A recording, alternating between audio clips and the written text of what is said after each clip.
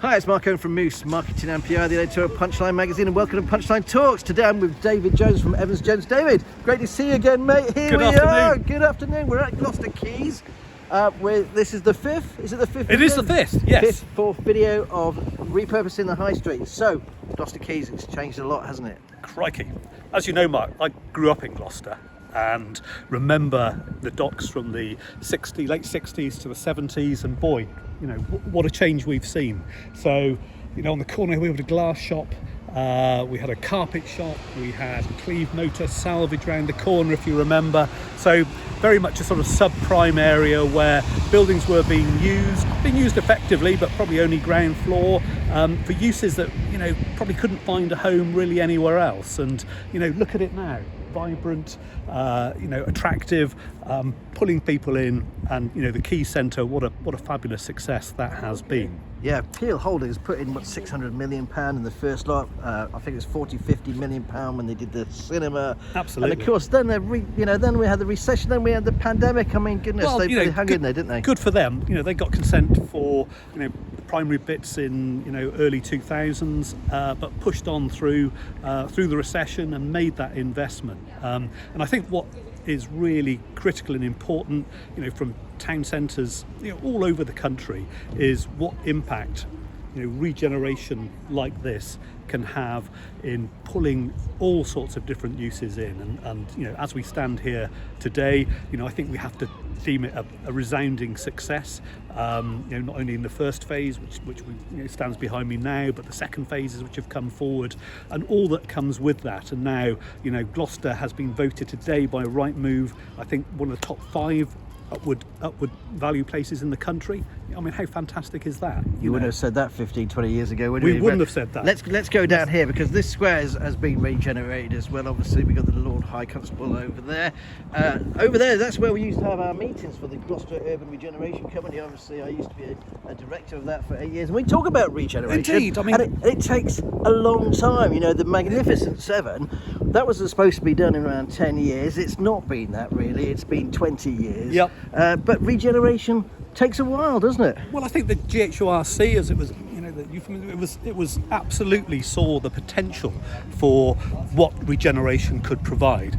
It was stymied by the recession, but, you know, that happens. You know, we get recessions every 10, 20 years. So, you know, every town and city must take faith from that and learn from it. I mean, we're in an area now, this area, you know, through the winter is used for, you know, the winter wonderland with the ice ring, for the food festival, for markets, and what a great space. You know, it has people living around it, so it's got natural surveillance, and every constituent part that these areas need. And by the waterside, you know, people love living and occupying spaces by water. It's just a draw. We've now got little electric boats you can hire and drive round the docks there.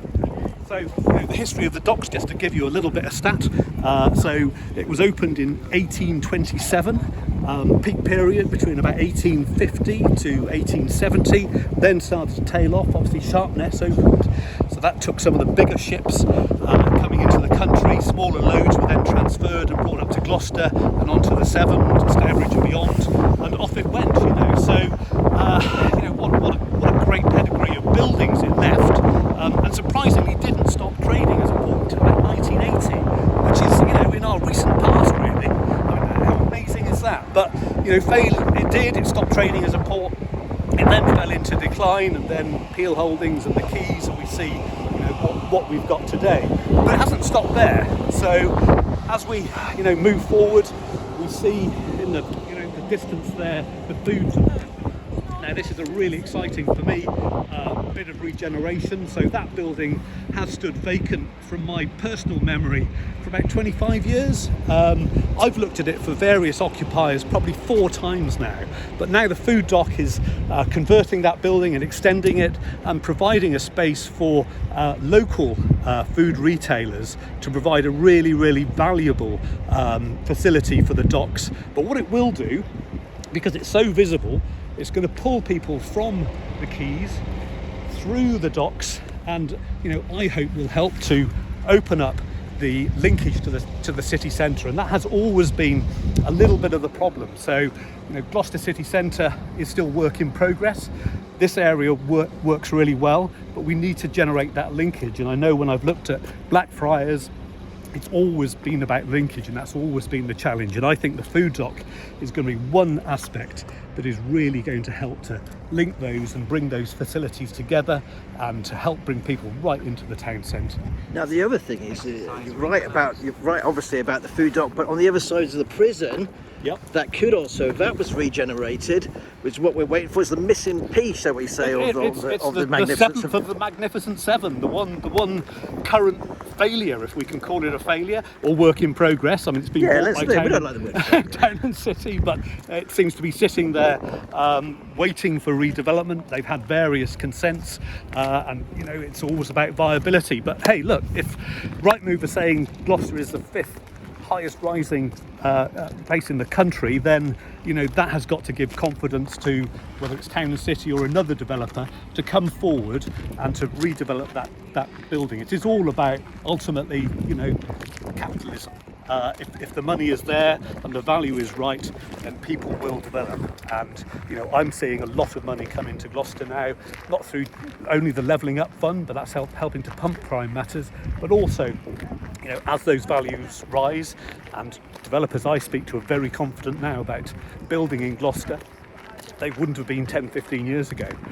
So I think the future is very, very bright for Gloucester, and it is a real place to watch. And on a bright day like this, it's magnificent. I remember meeting Frank Mancini, who actually helped build and develop the original part of the Gloucester Quays.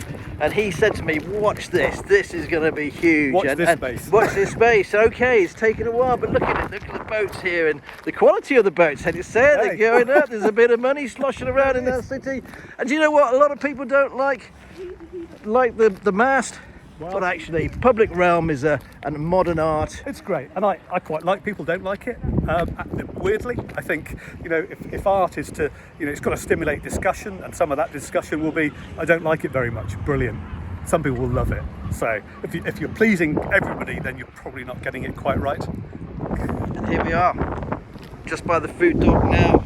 It's going to be absolutely great. Brilliant. David, great to see you again. Thanks ever so much for joining us on this walkthrough, and onwards and upwards to the next video. Thank you very much. Oh yeah, and if you like the video, please like, share and subscribe.